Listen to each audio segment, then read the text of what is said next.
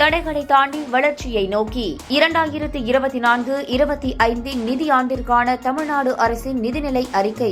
சமத்துவ நோக்கில் மகளிர் நலம், கலைஞர் மகளிர் உரிமை திட்டம், 1,15,00,000 குடும்பங்களுக்கான ரூபாய் 13,720 கோடி நிதி ஒதுக்கீடு. முன்னாள் முதலமைச்சர் கருணாநிதி நினைவிடத்தின் சிறப்பம்சங்கள் குறித்து விரிவாக பார்க்கலாம். சென்னை மெரினா கடற்கரையில் சுமார் 39 கோடி ரூபாய் செலவில் 2.21 ஏக்கர் பரப்பளவில் கட்டப்பட்டுள்ளது கருணாநிதி நினைவிடம்.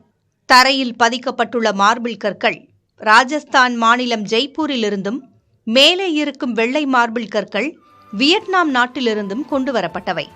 கருணாநிதியின் சமாதியின் மேல் ஓய்வெடுக்காமல் உழைத்தவர் இங்கே ஓய்வு கொண்டிருக்கிறார் என்று எழுதப்பட்டுள்ளது.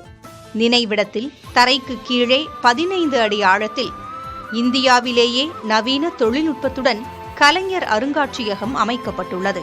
ஒரு வாரத்திற்கு பிறகு கலைஞர் அருங்காட்சியகத்தை பார்வையிட மக்களுக்கு அனுமதி அளிக்கப்பட்டுள்ளது. அருங்காட்சியகத்தை பார்வையிட கட்டணம் வசூலிக்கப்படாது. நினைவிடத்தில் திருவாரூர் எக்ஸ்பிரஸ் என்ற ரயில் போன்ற நவீன 5D திரையரங்கம் அமைக்கப்பட்டுள்ளது. திருவாரூரில் இருந்து புறப்பட்டு திருச்சி, கோவை, சேலம் வழியாக சென்னை சென்ட்ரலை அடையும் வகையில் படக்காட்சி உருவாக்கப்பட்டுள்ளது. ஒவ்வொரு ஊருக்கு செல்லும் பொழுதும் அந்த ஊரில் கருணாநிதி மேற்கொண்ட போராட்டங்கள், கொண்டு வந்த திட்டங்கள் உள்ளிட்டவை குறித்து விளக்கும் காட்சிகள் ஒளிபரப்பப்படுகின்றன. இதனை 3D கண்ணாடி அணிந்து காண முடியும்.